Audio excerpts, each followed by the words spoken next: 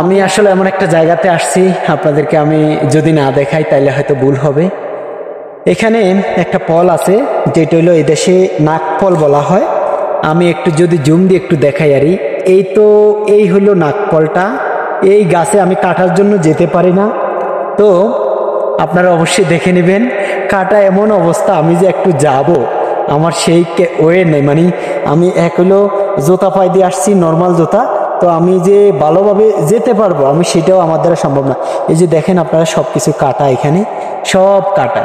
তো এই ফলটা ভিডিওটা বানানোর জন্য এই জঙ্গলে, এই আমরা অনেক সময় বলি না যে আফ্রিকার জঙ্গল, আমার মনে হচ্ছে যে এই জায়গাটা সেম একই রকম।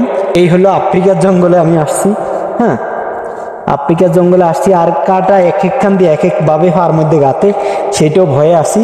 এই যে দেখেন আমি আজকে আফ্রিকার জঙ্গলে আসলাম। তো এই আফ্রিকার জঙ্গলটা আপনাদেরকে আমি একটু ভিডিও করে এই জন্যই দেখাইতেছি। তো দেখেন আসার এখানে আফ্রিকার জঙ্গল দেখানোর উদ্দেশ্য হইল, কেননা আমি এত কষ্ট করে এই জায়গাতে আসছি। আসলে আমার মানে এখানে খুব তাড়াতাড়ি আসার মানে হচ্ছে এই জন্য আমার ফ্যামিলির সাথে কথা বলতে বলতে আমি এখানে চলে আসছি।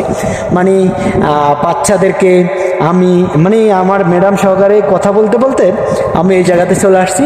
তারা বলে যে আব্বু যান, আমরা দেখবো এখানে কি ফল আছে। হ্যাঁ, তো তাদের সুবাদে তাদেরকে দেখানোর জন্য এই জায়গাটা, এই যে দেখেন পাহাড়ের মধ্যে এই জায়গাটাতে আমি আসছি শুধু তাদেরকে দেখানোর জন্য। তো আমি এইভাবে এই উপলক্ষে ভাবলাম যে আপনাদের সাথেও আমি সেই ভিডিওটা একটু শেয়ার করে রাখি। ঠিক আছে, শেয়ার করলে হয়তো আমার কাছে ভালো লাগবে, যেহেতু আপনারা আছেন, আপনাদেরকে আমার দেখাতে খুবই একটু ভালো লাগে। তো আমি কদ্দুর হাঁটি আবার খাড়ে থাকি। হ্যাঁ, কদ্দুর হাঁটে হেঁটে একটু হরান হয়ে যায়, যেহেতু পাহাড় আপনারাই ভালো জানেন।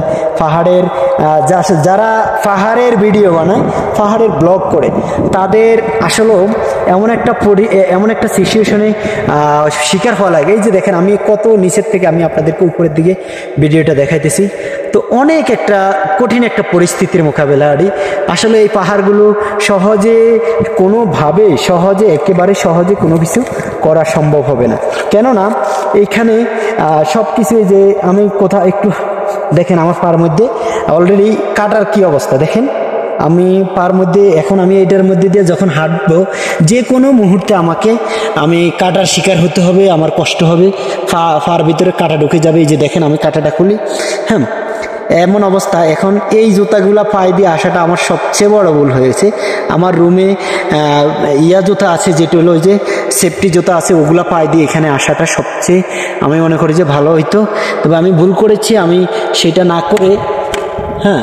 না করে আমি নর্মাল মানে রুমে যেগুলা পরে আরি এই জুতাগুলা পরেই চলে আসছি। এই যে দেখেন এখন বেরো হয় না, কারণ পার মধ্যে তো গুটগুট করে গেঁথে যাবে। তো আমি সেটাই ভয় পাইতেছি এখন।